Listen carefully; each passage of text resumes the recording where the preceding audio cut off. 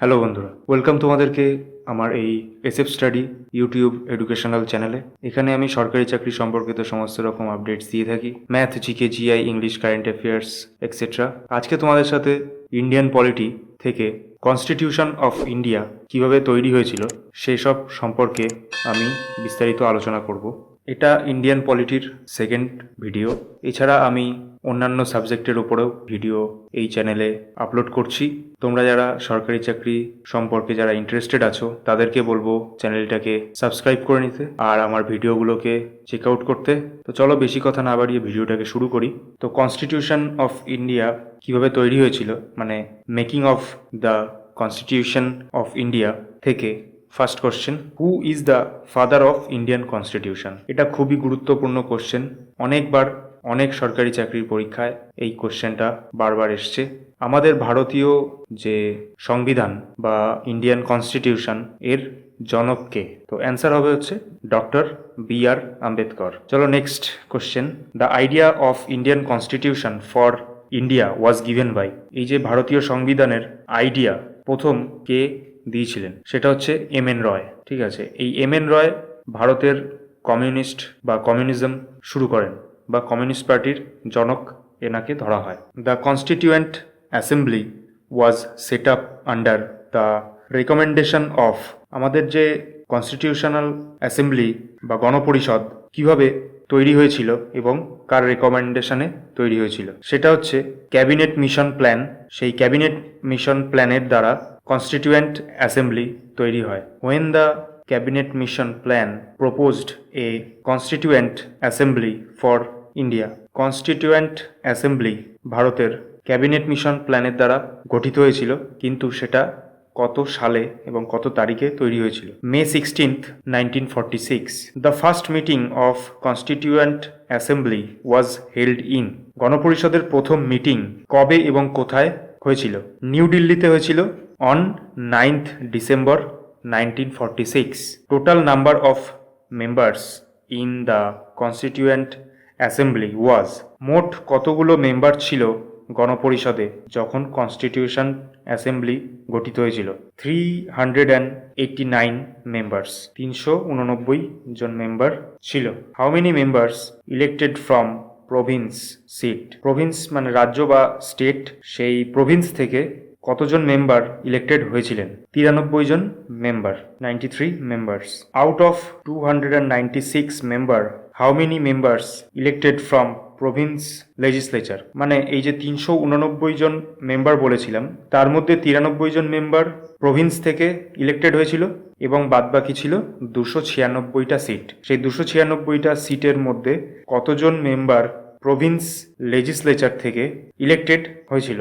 292 জন members. How many members in the constituent assembly to represent the chief commissioners provinces?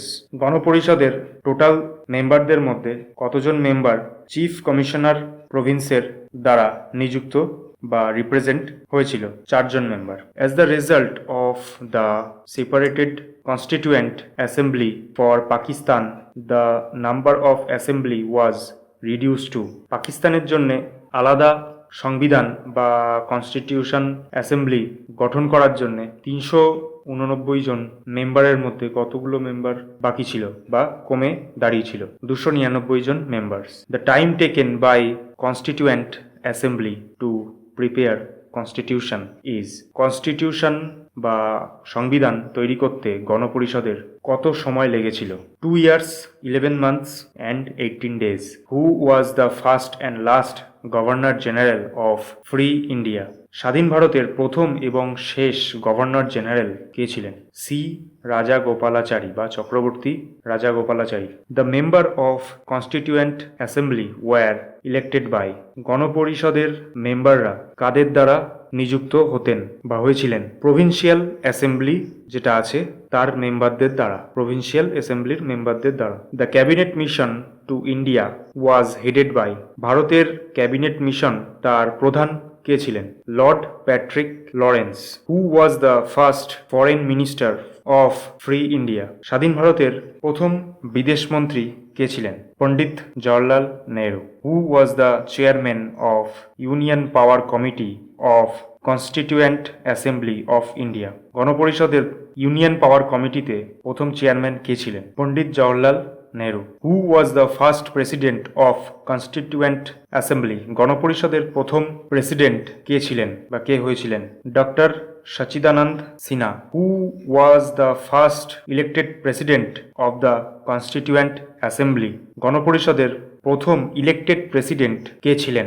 Doctor Rajendra Prasad. এই যে গণপরিষদের প্রথম প্রেসিডেন্ট ডক্টর সচিদানন্দ সিনহাকে করা হয়েছিল কারণ তিনি কংগ্রেসের সব থেকে বয়োজ্যেষ্ঠ ব্যক্তি ছিলেন, তার জন্যে এনাকে ইন্টারাম প্রেসিডেন্ট বা অস্থায়ী প্রেসিডেন্ট করা হয়েছিল। কিন্তু তারপরে ডক্টর রাজেন্দ্র প্রসাদকে দ্বিতীয় মিটিংয়ে, গণপরিষদের দ্বিতীয় মিটিংয়ে, যেটা 11ই ডিসেম্বর 1946 সালে হয়েছিল, সেখানে রাজেন্দ্র প্রসাদকে বেছে নেওয়া হয়, ইলেক্ট করা হয়। Who among the constitutional advisor to the constituent assembly of India?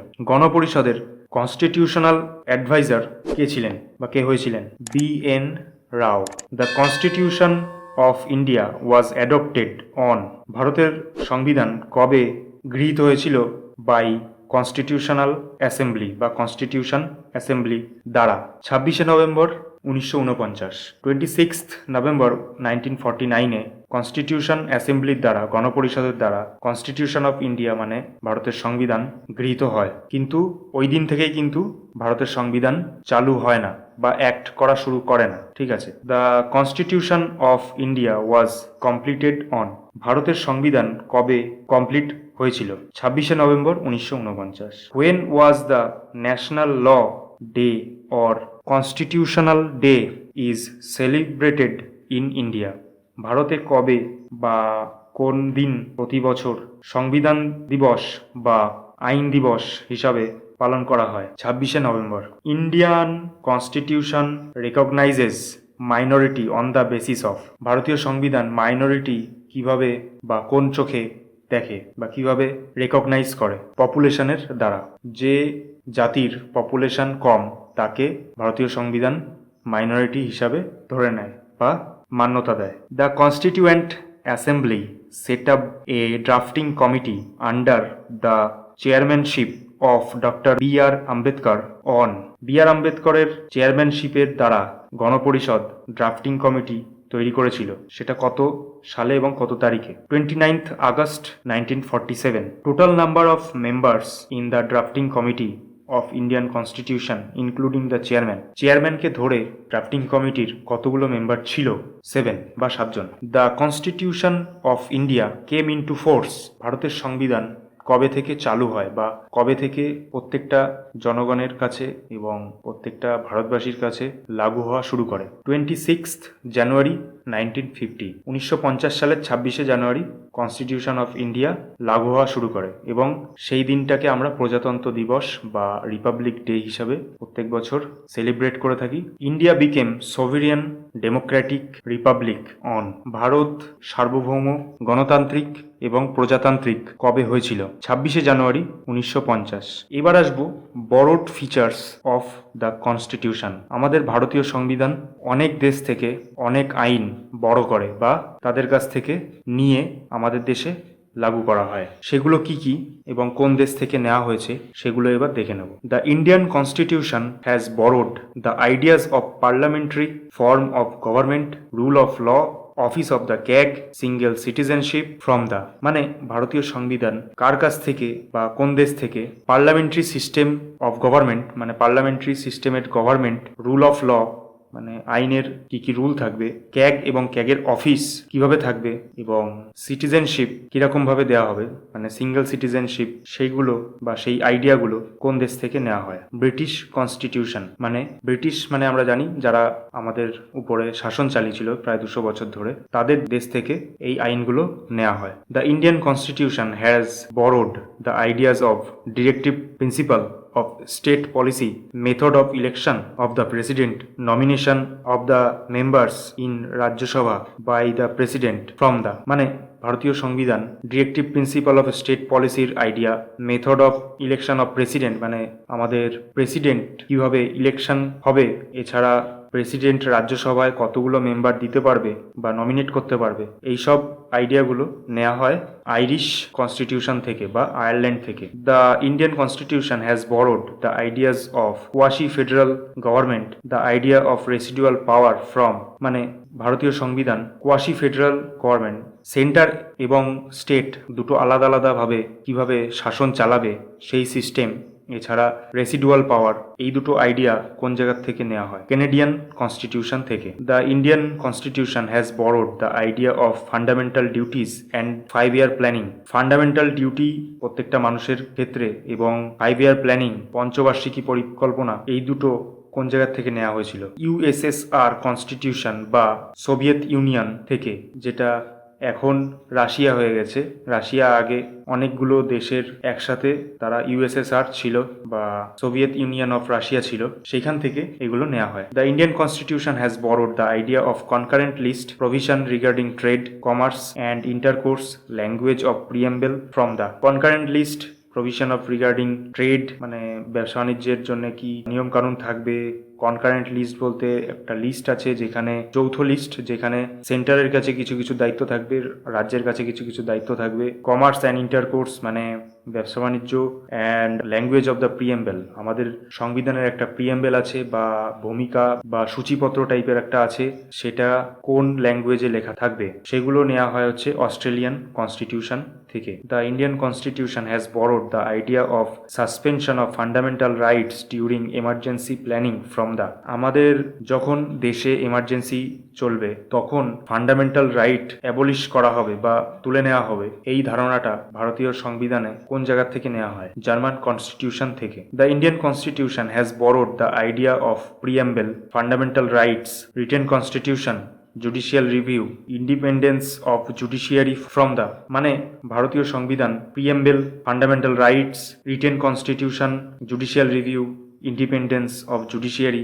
Preamble মানে বলেছি আগে যে ভূমিকা বা সূচিপত্র টাইপের কনস্টিটিউশন একটা থাকবে, সেটা কাদের কাছ থেকে নেওয়া হয়? ফান্ডামেন্টাল রাইট, প্রত্যেকটা মানুষের একটা ফান্ডামেন্টাল রাইট থাকা উচিত, সেটা কার কাছ থেকে নেওয়া হয়? রিটেন কনস্টিটিউশন মানে আমাদের যে কনস্টিটিউশনটা সেটা যেন একটা বই আকারে আছে, মানে রিটেন অবস্থায় রয়েছে। জুডিশিয়াল রিভিউ, আমাদের যে আইন আছে সেই আইন হিসাবে প্রত্যেকটা মানুষ যাতে সেগুলো রিভিউ করতে পারে বা কোর্টে সেগুলো যাতে রিভিউ করা হয় সেই নিয়ম।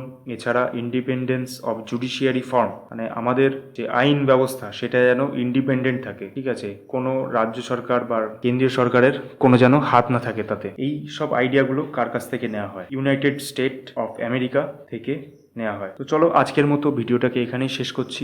আশা করছি এই যে কোশ্চেনগুলো দিলাম সেই কোশ্চেনগুলো তোমাদের খুব কাজে লাগবে। এইগুলো প্রত্যেকটা পরীক্ষায় এই কোশ্চেনগুলোর মধ্যে কিছু না কিছু কোশ্চেন কিন্তু অবশ্যই থাকবে। তোমাদের যদি এই ভিডিওটা হেল্পফুল অ্যান্ড ইউজফুল হয় তাহলে ভিডিওটাকে তোমার বন্ধুদের সাথে শেয়ার করো, আর চ্যানেলটাকে এখনো সাবস্ক্রাইব করা না থাকলে চ্যানেলটাকে সাবস্ক্রাইব করে নিও। Thank you for watching this video. চলো নেক্সট ভিডিওতে আবার দেখা হবে। Good by.